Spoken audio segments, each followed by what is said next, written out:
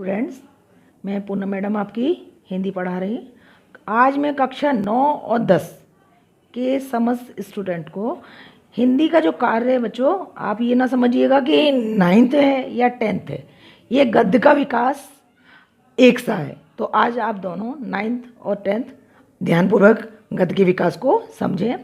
सबसे पहले, गद्य के प्राचीनतम प्रयोग किस भाषा में की थी? ठीक है, इसका आंसर है राजस्थानी व ब्रज। अगला, ब्रज भाषा का सूत्रपात कब हुआ? सूत्रपात का मतलब जन्म, यानी 14वीं सदी में। तीसरा, सर्वप्रथम किस बोली का विकास हुआ? तो बच्चों वह है खड़ी बोली। नंबर 4, हिंदी गद्य का प्रचलन, जिसे हम प्रादुर्भाव या उद्भवन काल कह सकते हैं, वो था हमारा 19वीं सदी। अब बच्चों मैं आगे लेके चलती हूँ।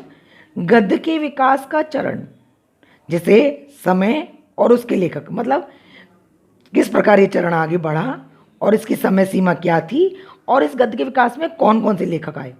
ठीक है बच्चों, तो सबसे पहला हमारा पहला युग आया भारतेंदु युग, जो कि 1868 से लेके 19वीं सदी तक, जिसमें भारतेंदु हरिश्चंद्र इनके प्रमुख गद्य लेखक हुए।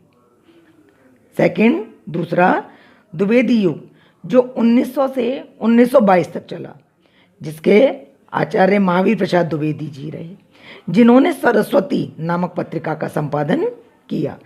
तीसरा, शुक्ल युग, जिसे हम छायावादी भी कह सकते हैं, वह 1922 से लेके 1938, जिसमें आचार्य रामचंद्र शुक्ल जी की भूमिका रही।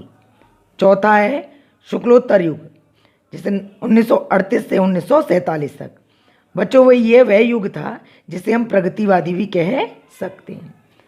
अंतिम युग, पांचवा, स्वतंत्र युग, मतलब 1947 से के बाद प्रयोगवादी युग, जो अब तक प्राचीन चलता रहा। बच्चों इस प्रकरण को अच्छे से आप एक नोटबुक पे लिखिएगा।